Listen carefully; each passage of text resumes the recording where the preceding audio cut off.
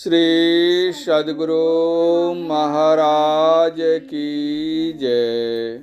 प्रातः स्मरणीय अनंत श्री घोषित परमाराध्य संत सद्गुरु महर्षि में ही परमहंस जी महाराज का प्रवचन। काया रूप कपड़ों को धो डालो। बंदो गुरु पद कंज कृपा सिंधु नर रूप हरि मोहतम पुंज जासु वचन रवि करनिकर।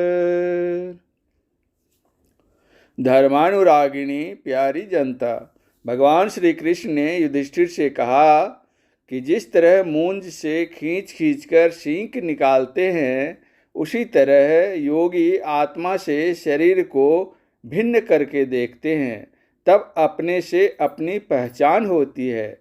सींक के ऊपर कई खोल चढ़े होते हैं, एक एक करके निकालने पर अंत में सींक मिलती है। इसी तरह शरीर के अंदर जीवात्मा है, उसके ऊपर पहला खोल जड़ का है, वह है महाकारण। महाकारण कहते हैं त्रय गुणों के सम्मिश्रण रूप को। वहाँ तीनों गुणों की शक्ति बराबर रहती है। जहाँ तीनों गुणों की शक्ति बराबर रहती है, उसको कहते हैं साम्यावस्था धारिणी जरात्मिका मूल प्रकृति। जड़ का पहला खोल यह है। इसके अंदर में दूसरा खोल है जिसको कारण कहते हैं। महाकारण का कोई भाग जब परमात्मा की मौज से कंपित होता है, अर्थात महाकारण के जिस भाग में तीनों गुणों की सम अवस्था छूटती है, तब कुछ रचना होती है, वही कारण है। उसके ऊपर है सूक्ष्म, जिसको इंद्रियों से नहीं देख सकते किंतु रूप रेखा बन जाती है। उसके ऊपर स्थूल शरीर है जो हाड़ मांस चाम से बना है। इस प्रकार जीवात्मा के ऊपर चार जड़ शरीर हैं। इसी के लिए संत कबीर साहब के वचन में घूंघट शब्द आया है। इन चारों को खोल दें तो फिर ईश्वर दर्शन में कोई रुकावट नहीं। इसी को गुरु नानक साहब दूसरी तरह से कहते हैं, घड़ी मही घरू दिखाई देई सो सतगुरु परखु सुजानु। स्थूल में सूक्ष्म, सूक्ष्म में कारण और कारण में महाकारण व्यापक है। इसी को संत दादू दयाल जी ने कहा है, घर माहे घर निर्मल राखे पंचो धोवे काया कपड़ा। घर में घर को पवित्र रखो और पांचों काया रूप कपड़ों को धो डालो। स्थूल की पवित्रता बाहरी शौच और अंतःकरण की शुद्धता से होती है। स्थूल की लपेट सूक्ष्म पर से उतर गया, सूक्ष्म पवित्र हो गया। इसी प्रकार कारण और महाकारण के संबंध में समझिए। चेतनमय शरीर तब धुल गया जब महाकारण उस पर से उतर गया। कहने का ढंग अलग अलग है किंतु सब हैं एक तरह। जैसे कई बाजाओं के तारों को एक समान कस कर रखिए तो सबसे एक ही तरह की ध्वनि निकलेगी। मालूम होता है कि इन सब संतों ने एक ही तरह की आत्मोन्नति की थी और एक ही तरह की साधना की थी, केवल कहने का ढंग अलग अलग है। इन शरीर रूपी कपड़ों से, घूंघट से जो अपने को नहीं निकालता, वह घर में घर को नहीं देखता तथा वह ईश्वर को नहीं पा सकता। घमंडी बनकर संसार में मत रहो। यह शरीर पंचरंगा चोल है।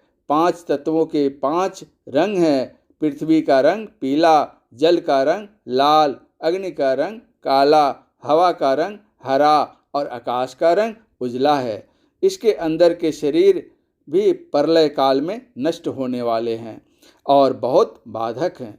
जिस तरह फल खा लो और बीज रह गया तो फिर उससे गाछ हो जाता है, उसी तरह स्थूल शरीर रूप गुदा तो नष्ट हो जाता है और बीज रूप सूक्ष्मादि शरीर रह जाते हैं, तो फिर स्थूल शरीर हो जाता है। घमंडी की सूरत फैली हुई होती है और नम्रता से रहने वाले की सूरत सिमटती है। मन के सारे संकल्पों को छोड़ दो तो शून्य महल में दिया न जलेगा। एक ऐसी वस्तु पर अपने को लगाओ जो बाहर में नहीं है और जिसे कभी देखा नहीं है। वह शून्य है।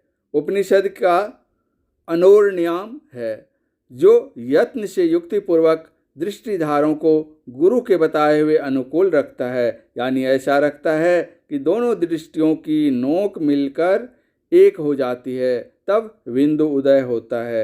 यह केवल समझाने और कहने की बात नहीं है, अभ्यास करके देखने की बात है। जिस तरह से हाइड्रोजन और ऑक्सीजन को मिलाने से पानी हो जाता है, मिलाकर देख लो। उसी तरह दोनों दृष्टियों की धारों को मिलाओ, देख लोगे कि अनोरण्याम है। जो प्रयोग कर लेता है वह देख लेता है। उसकी साधना करो, अवश्य होगा। आशा से मत डोलो, निराशा गिराती है, आशा ऊपर चढ़ाती है। होने योग्य काम भी निराशा होने से नहीं होता है। कठिन से कठिन काम भी आशा से धीरे धीरे करते करते पूरा होता है। यह योग की युक्ति है। प्रयोग करो, पाओगे अपने अंदर में। जैसे जैसे कोई प्रवेश करता है वैसे वैसे अंतर्नाद सुनता है और शब्द के साथ उसके उद्गम स्थान तक पहुंच जाता है, परमात्मा को प्राप्त कर लेता है। इसी तरह गुरु नानक देव जी ने भी कहा है, पंच शब्दों धुनिकार धुन तह बाजे शब्द निशानु सुख मन के धरी राग सुनी सुन मंडल लिवलाई अकथ कथा विचारिये मनसा मन ही समाई सभी सखिया पंचय मिले गुरुमुखी निज धरी वासु शब्दु खोजो इहु घर धरु लहे नानकू ताका दासु। गुरु नानक साहब के दर्जे के जितने संत हुए सभी को पंच शब्दों धुनिकार धुन मिले। जिनको ये शब्द मिलते हैं उनका परमात्मा घर में वासा होता है। संत दादू दयाल जी घर में घर को पवित्र रखने के लिए कहते हैं। पवित्र कैसे होगा सो पहले कहा जा चुका है। त्रिवेणी तट पर अपनी वृत्ति को रखकर शम दम की साधना करो तो पांचों शरीर रूप कपड़े धुलेंगे और जहाँ सूरत की बैठक है उसके सामने ही उसकी स्थिति बन जाएगी। वह ईश्वरीय आकर्षण से उधर को खींच जाएगा। सूरत सम्मुख जगेगी और वह पकड़ा जाएगा। इस तरह भक्ति करते हुए अपना उद्धार होगा। यह भक्ति का सार है। साथ ही साथ यह रास्ता शंकरा है। यह हाथी घोड़ा ले जाने का रास्ता नहीं है। इसमें सूरत जाती है, इसके लिए तंग रास्ता है। इसी तरह रघुपति भगति करत कठिनाई। गोस्वामी तुलसीदास जी ने कहा है, घबराओ नहीं, कठिन काम है तो यह समझो कि जो जिस कला में पारंगत हो जाता है, विशेष अभ्यस्त हो जाता है, तो वह विद्या उसके वास्ते सुगम और सुख देने वाली हो जाती है। अभ्यास किए बिना कोई अभ्यस्त नहीं होता।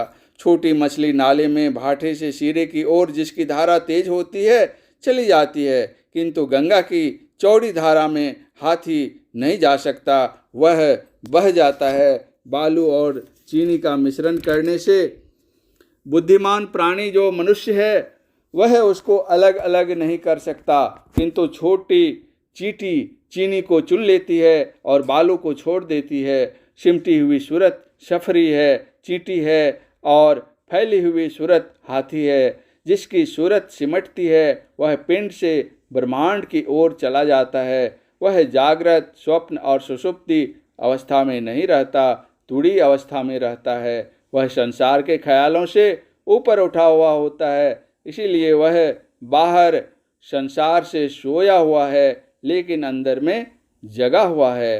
गोस्वामी जी ने कहा है, मोह निशा सब सोव निहारा देखी सपन अनेक प्रकारा यही जब जामिनी जागही जोगी पर मारथी पर पंच वियोगी।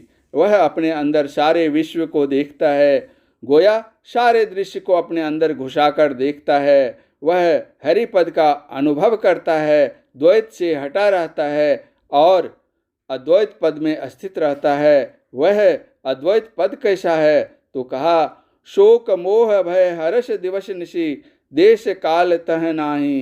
गोस्वामी तुलसीदास जी कहते हैं कि इस दशा से जो हीन है उसका संशय निर्मूल नहीं होता है। यह सूक्ष्म भक्ति है। हाँ, कुछ मोटी बात भी है।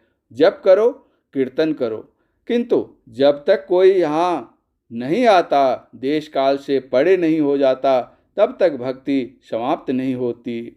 यह अंत साधना के विषय की बात है। अभ्यासी शून्य में आरूढ़ रहता है। जहाँ एक शून्य से दूसरे शून्य में जाना जाता है, ऐसे द्वार पर चढ़ो जिससे अंधकार के आकाश से प्रकाश के आकाश में जा सको। इसी के लिए राधा स्वामी साहब कहते हैं, सखीरी क्यों देर लगाई, चटक चढ़ो नभ द्वार। मन और दृष्टि को 10वें द्वार पर स्थिर करके रखो। स्थिर रखना ही चलना है। बैठे ने रास्ता काटा, चलते ने बाट न पाई। है कुछ रहनी गहनी की बाता, बैठा रहे चला पुनि जाता। कहे को तात्पर्य है ऐसा, जस पंथी वो हित चढ़ी बैठा। इस नगरी में अंधकार समाया हुआ है, इसलिए भूल भ्रम हर बार होते रहते हैं। अपने अंदर की ज्योति की खोज करो, अपने अंदर अंदर चलो। चलने के लिए जो जहाँ बैठा रहता है, पहले वहीं से चलता है। तुम अंदर में जहाँ बैठे हुए हो, अंदर अंदर वहाँ से चलो। संतों ने अंदर अंदर चलने का आदेश दिया है। परम पूज्य गुरुदेव का यह प्रवचन भागलपुर जिला अंतर्गत कहलगांव के धर्मशाला में दिनांक 12/3/1955 ईस्वी को रात्रिकालीन सत्संग में हुआ था। श्री सद्गुरु महाराज की जय।